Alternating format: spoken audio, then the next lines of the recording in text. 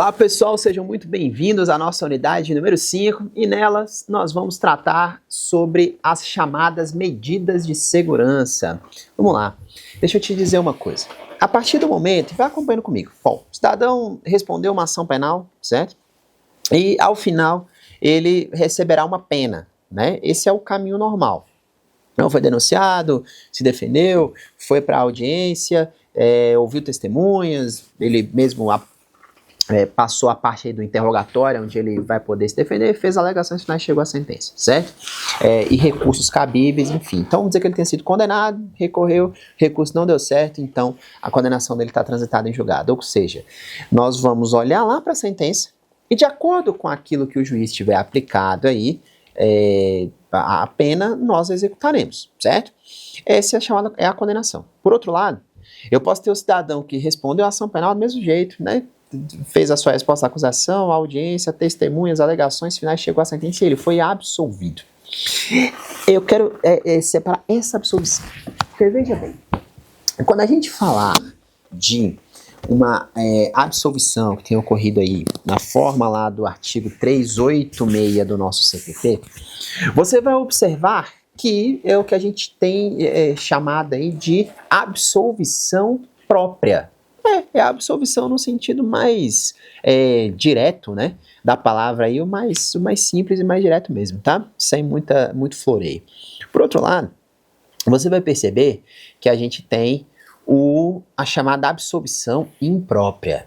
Essa daqui é a que me interessa nesse módulo, porque a chamada absolvição imprópria é aquela que vai servir para que o cidadão que é o chamado inimputável. Quem que é o inimputável? É aquele que, por situações mentais, por exemplo, ele não tem condição, nenhuma condição, ele é inteiramente incapaz de compreender o caráter ilícito do fato.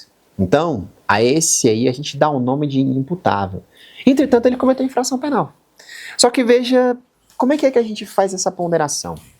É porque você vai perceber para mim que ele será, então, absolvido, ou melhor dizendo, não será a ele aplicada uma pena. Entretanto, a gente vai aplicar a ele uma medida de segurança, certo? Então, veja só, a medida de segurança, ela é o resultado da absolvição imprópria. Ou seja, ela é, entre aspas, a condenação, a responsabilização penal, bem entre aspas mesmo, tá?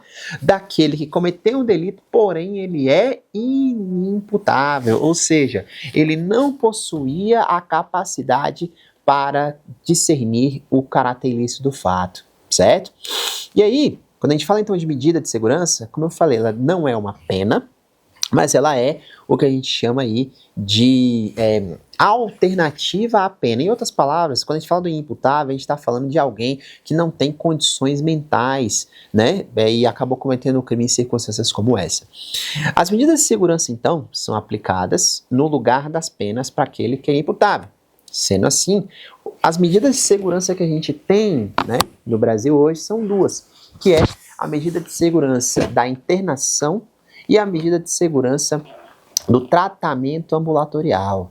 E aí você vai ver que internação ou tratamento ambulatorial serão aplicados de acordo com a gravidade do crime.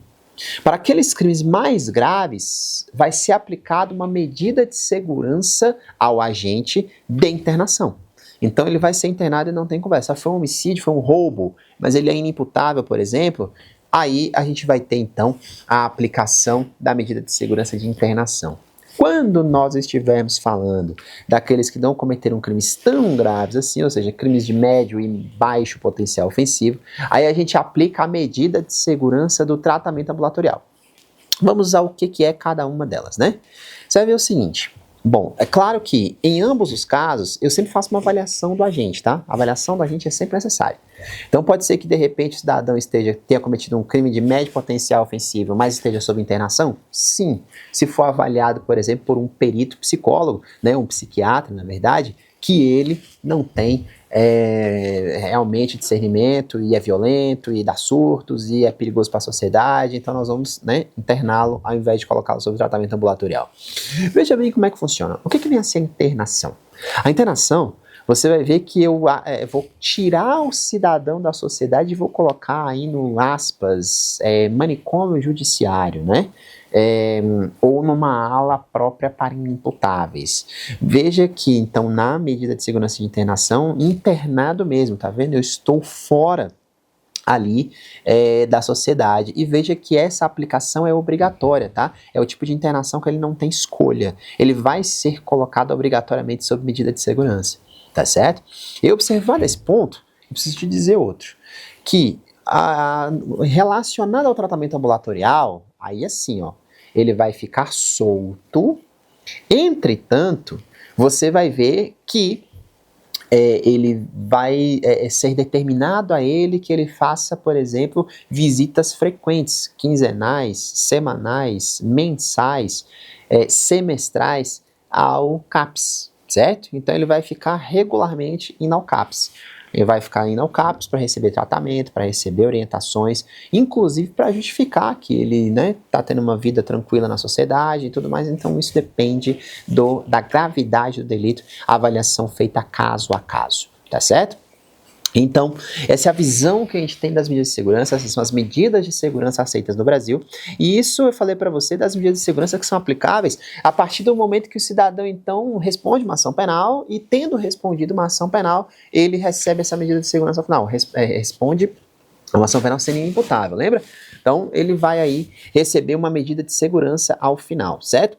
Agora, existe uma outra forma de se aplicar a medida de segurança, que é, por exemplo, em razão da inimputabilidade superveniente. Como assim superveniente? Vamos simplificar isso aqui. É quando o motivo que pode levar o cidadão à medida de segurança, ele veio depois. Assim, ó, ele respondeu, né, quando ele cometeu o delito, era inteiramente incapaz de compreender o caráter ilícito do fato. Pronto, estava entendendo. Por isso ele respondeu a ação penal toda, normal, fez alegações finais, sentença, foi aplicada a ele uma pena, depois ele recorreu aí e ocorreu aí o trânsito em julgado, certo? Ou seja, aquela pena ficou devidamente consolidada. Agora veja o seguinte que eu preciso te dizer. Quando a gente estiver falando, e aí, né, dessa situação, eu vou executar a pena dele em algum momento, não é isso? Então, vamos lá, digamos que ele tenha sido condenado aí a uma pena de reclusão de 10 anos e 6 meses. Sendo assim, eu tenho então que, nesse nosso cidadão aí, ele vai cumprir a sua pena de 10 anos e 6 meses, foi encaminhado para o estabelecimento prisional, está no regime fechado e vamos lá. E aí, nessa oportunidade, ele perde a sua capacidade cognitiva, né? Ele, digamos que ele tenha ficado louco quando ele estava tendo a pena executada. Eu tenho, então, a possibilidade de aplicar uma medida de segurança superveniente. Por que ela é superveniente? Porque veio depois, certo? Então eu posso trocar a pena dele por uma medida de segurança caso seja necessário, tá certo? Então ela pode ser aplicada tanto durante o processo como resultado da sentença, absolvição imprópria, como ela pode vir da execução penal. A necessidade dela surgiu depois que a condenação já estava fechada e certa, tá?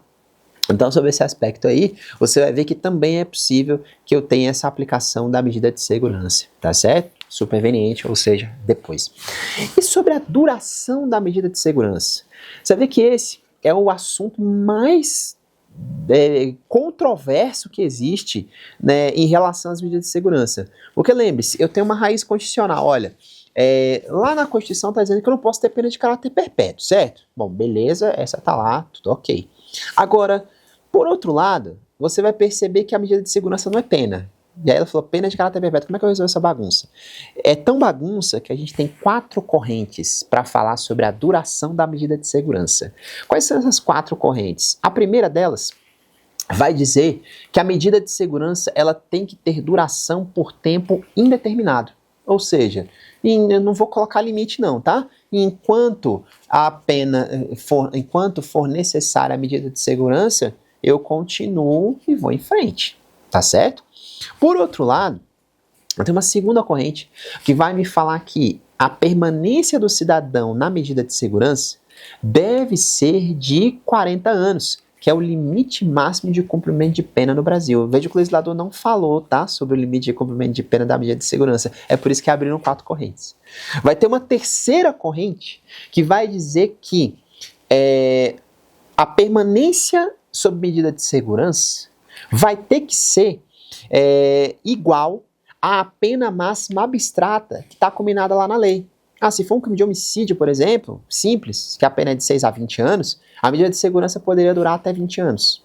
E tem ainda uma quarta corrente, que vai dizer que a medida de segurança deve durar pelo tempo em que a pena for aplicada. Então, numa pena aí de 6 a 20 anos, aplicou 12 anos, a medida de segurança deve durar 12 anos, certo?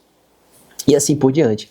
Então, veja que eu tenho 4 correntes e não tenho muito consenso em relação a nenhuma delas, tá? Mas você vai ver que aí a posição que o Supremo Tribunal Federal traz para tentar dar algum tipo de norte ou tentar objetivar a nossa pena aí, o Supremo Tribunal Federal diz que deveria ser limitado ao máximo de cumprimento de pena que hoje no Brasil, de acordo com o pacote anticrime que alterou aí o artigo 75 do Código Penal, deveria ser de 40 anos, né?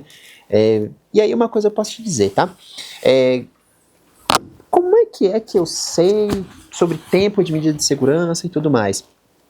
A medida de segurança, a necessidade da medida de segurança, melhor dizendo, ela é avaliada de tempos em tempos, tá certo? Então ela é avaliada aí de ano em ano, certo? Então, vamos trazer o cidadão aqui, equipe multidisciplinar, nós vamos analisar algumas situações sobre essa medida de segurança para a gente ver se ela, de repente, vai precisar durar, se ela pode já cessar e assim por diante, tá? Como se ela fosse uma aplicação temporária, digamos assim, que pode ter limite ou não, né? Que pode ter fim ou não. É isso. Então, se eu apliquei uma pena de 20 anos ao cidadão, ano a ano eu vou avaliando. Se lá no 5º ano eu verifico que aquele motivo que levou à aplicação da medida de segurança cessou, eu regrido ele para o regime normal de cumprimento de pena, certo? Então é possível que isso aconteça. Então não é porque aplicou medida de segurança vai ficar para sempre não, tá? Principalmente na execução penal, porque foi superveniente, lembra? Mas então eu tinha um cumprimento de pena, né? De pena de fato, não um cumprimento de medida de segurança. E troquei o cumprimento de pena por cumprimento de medida de segurança. Né? E se tiver vindo, por exemplo, da própria ação penal, foi um resultado, a chamada absolvição imprópria. Bom, ela também é reavaliada por equipe multidisciplinar, aonde a gente vai verificar aí que o nosso cidadão vai ter a necessidade dessa medida, né, reavaliada de tempos em tempos por médicos, psiquiatras, por assistentes sociais, por psicólogos e assim por diante. Tá certo? Então, sendo esses os pontos aí que eu tinha para te chamar a atenção sobre as medidas de segurança, eu vou te convidar para daqui a pouco a gente estudar o nosso próximo módulo. Até já!